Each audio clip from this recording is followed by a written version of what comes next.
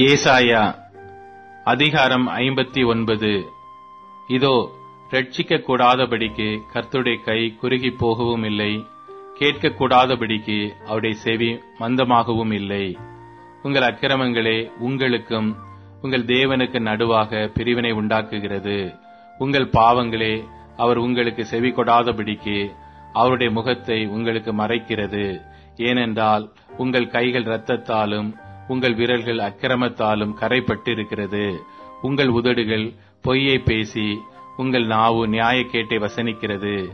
நீதியை தேடுகிறவனும் இல்லை, சத்தியத்தின்படி வழக்காடுகிறவனும் இல்லை.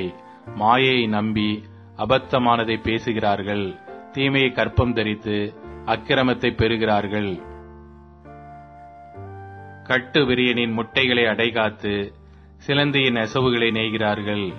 அவைகளின் முட்டைகளை சாப்பிடுகிறவன் சாவான்.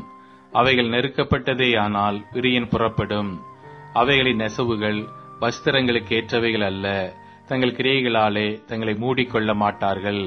அவர்கள் கிரியைகள் அக்கிரம கிரியைகள்.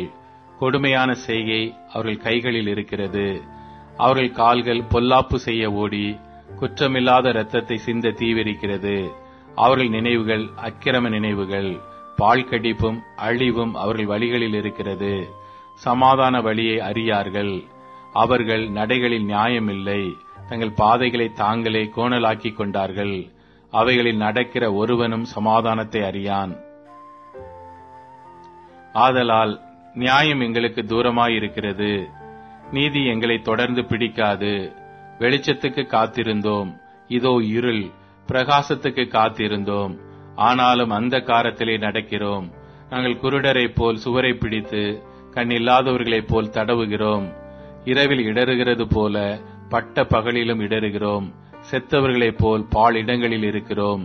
நாங்கள் அனைவரும் கரடிகளைப் போல உருமி புறாக்களைப் போல கூவிக் கொண்டிருக்கிறோம். நியாயத்துக்கு காத்திருந்தோம், அதை காணோம். ரட்சிப்புக்கு காத்திருந்தோம், அது எங்களுக்கு தூரமாயிற்று. எங்கள் மீறுதல்கள் உமக்கு முன்பாக மிகுதியாயிருந்து எங்கள் பாவங்கள் எங்களுக்கு விரோதமாய் சாட்சி சொல்லுகிறது. எங்கள் மீறுதல்கள் எங்களோட இருக்கிறது, எங்கள் அக்கிரமங்களை அறிந்திருக்கிறோம்.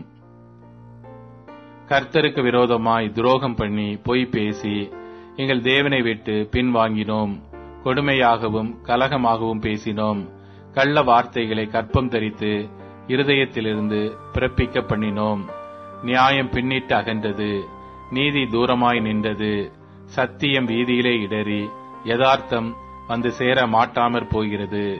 சத்தியம் தள்ளுபடியாயிற்று. பொல்லாப்பை விட்டு விலகுகிறவன் கொள்ளையாகிறான். இதை கர்த்தர் பார்த்து நியாயமில்லை என்று விசனமுள்ளவரானார். ஒருவரும் இல்லை என்று கண்டு விண்ணப்பம் பண்ணுகிறவன் இல்லை என்று ஆச்சரியப்பட்டார். ஆதலால் அவருடைய புயமே அவருக்கு இரட்சிப்பாகி அவருடைய நீதியே அவரை தாங்குகிறது. அவர் நீதியை மார்க்கவசமாக அணிந்து இரட்சிப்பென்னும் சீராவை தமது சிரசில் தரித்து நீதி சரி கட்டுதல் என்னும் வஸ்திரங்களை உடுப்பாக உடுத்து வைராகியத்தை சால்வையாக போர்த்து கொண்டார். கிரைகளுக்கு தக்க பலனை அளிப்பார். தம்முடைய சத்துருக்களிடத்தில் உக்கிரத்தை சரிகட்டி தம்முடைய பகைஞருக்கு தக்க பலனையும் தீவுகளுக்கு தக்க பலனையும் சரி கட்டுவார். அப்பொழுது சூரியன் அஸ்தமிக்கும் திசை தொடங்கி கர்த்தரின் நாமத்துக்கும் சூரியன் உதிக்கும் திசை தொடங்கி அவருடைய மகிமைக்கும் பயப்படுவார்கள். வெள்ளம் போல் சத்துரு வரும்போது கர்த்தருடைய ஆவியானவர் அவனுக்கு விரோதமாய் கொடியேற்றுவார். மீட்பர் சீயோனுக்கும் யாக்கோபிலே மீறுதலை விட்டு திரும்புகிறவர்களுக்கும் வருவார் என்று கர்த்தர் சொல்லுகிறார். உன் மேலிருக்கிற என் ஆவியும் நான் உன் வாயில் அருளிய என் வார்த்தைகளும் இது முதல் என்றென்றைக்கும் உன் வாயில் இருந்தும் உன் சந்ததியின் வாயில் இருந்தும் உன் சந்ததியினுடைய சந்ததியின் வாயில் இருந்தும் நீங்குவது இல்லை என்று கர்த்தர் சொல்லுகிறார்.